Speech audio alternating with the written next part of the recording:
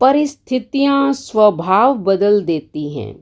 इंसान तो कल भी वही था, आज भी वही है। राधे राधे। शर्मा जी की कहानी चैनल पर आप सबका हार्दिक हार्दिक स्वागत, अभिनंदन। डॉक्टर सहदेव ने व्यापार में बहुत उन्नति की और उसमें से कुछ पैसा लगाकर लंदन में एक जमीन खरीदी और उस पर एक 3 मंजिला आलीशान घर बनवाया। उस भूमि पर पहले से ही खूबसूरत स्विमिंग पूल और पीछे की ओर एक 100 साल पुराना लीची का पेड़ था। इसे यूं भी समझ सकते हैं कि उन्होंने वो भूमि उस लीची के पेड़ के कारण ही खरीदी थी, क्योंकि उनकी पत्नी को लीचियां बहुत पसंद थी।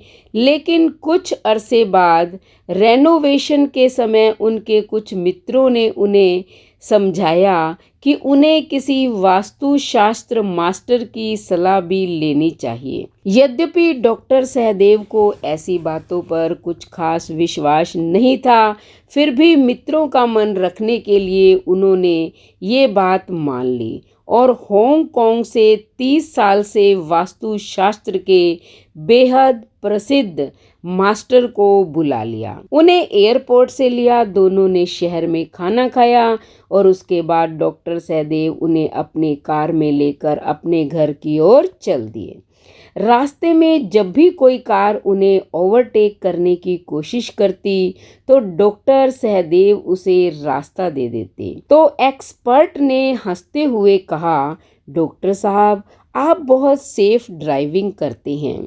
डॉक्टर सहदेव ने भी हंसते हुए कहा, लोग अक्सर ओवरटेक तभी करते हैं जब उन्हें कुछ आवश्यक कार्य हो, इसलिए हमें उन्हें रास्ता दे देना चाहिए। घर के पास पहुंचते पहुंचते सड़क थोड़ी संकरी हो गई और डॉक्टर सहदेव ने कार थोड़ी और धीरे कर ली। तभी अचानक एक हंसता हुआ बच्चा गली से निकला और तेजी से भागते हुए उनकी कार के आगे से सड़क पार कर गया। तब भी डॉक्टर सहदेव ने कार तुरंत भगाई नहीं और वो उसी गति से चलते हुए उस गली की ओर देखते रहे जैसे किसी का इंतजार कर रहे हों। तभी अचानक उसी गली से एक और बच्चा भागते हुए उनकी कार के आगे से निकल गया, शायद पहले बच्चे का पीछा करते हुए। तब एक्सपर्ट ने हैरान होते हुए पूछा, आपको कैसे पता कि कोई दूसरा बच्चा भी भागते हुए निकलेगा? डॉक्टर सहदेव ने बड़े सहज भाव से कहा, बच्चे अक्सर एक दूसरे के पीछे भाग रहे होते हैं और इस बात पर विश्वास करना संभव ही नहीं कि कोई बच्चा बिना किसी साथी के ऐसी भाग दौड़ कर रहा हो। तब एक्सपर्ट व्यक्ति ने इस बात पर बहुत जोर से हंसना शुरू कर दिया और कहा कि आप निस्संदेह बहुत ही सुलझे हुए व्यक्ति हैं।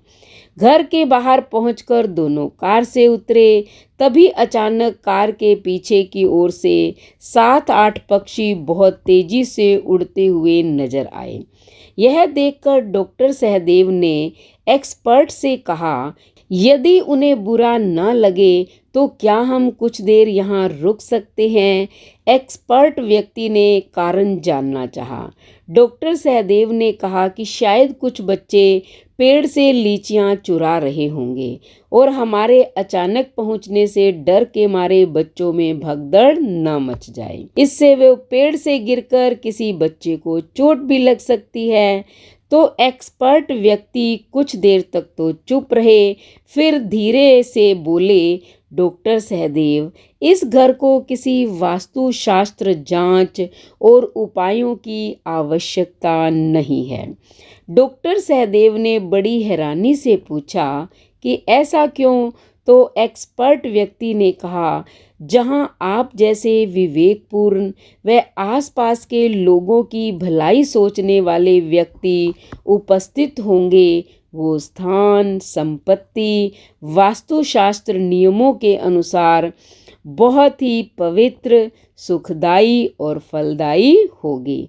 जब हमारा मन व मस्तिष्क दोनों की खुशी व शांति को प्राथमिकता देने लगे तो इससे दूसरों को ही नहीं, स्वयं हमें भी मानसिक लाभ, शांति और प्रसन्नता मिलती है।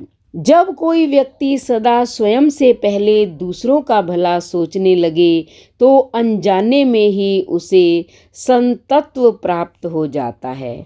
सही अर्थ में संत वो व्यक्ति है जिसके कारण दूसरों का भला हो रहा होता है। भले ही प्रण न करें, परंतु कोशिश अवश्य करें कि आप में भी ऐसे अच्छे सद्गुण विकसित हो जाएं कि आपके घर का वाइब्रेशन भी इतना शक्तिशाली हो जाए कि आपका घर ही वैकुंठ हो जाए। तो अच्छी लगी ना कहानी? अगर आपको ये कहानी पसंद आए तो चैनल को सब्सक्राइब करें, लाइक और शेयर करें, कमेंट करें और बेल आइकन के बटन को दबाएं ताकि ऐसी ही मोटिवेशनल स्टोरी का नोटिफिकेशन सबसे पहले आपको मिले। धन्यवाद।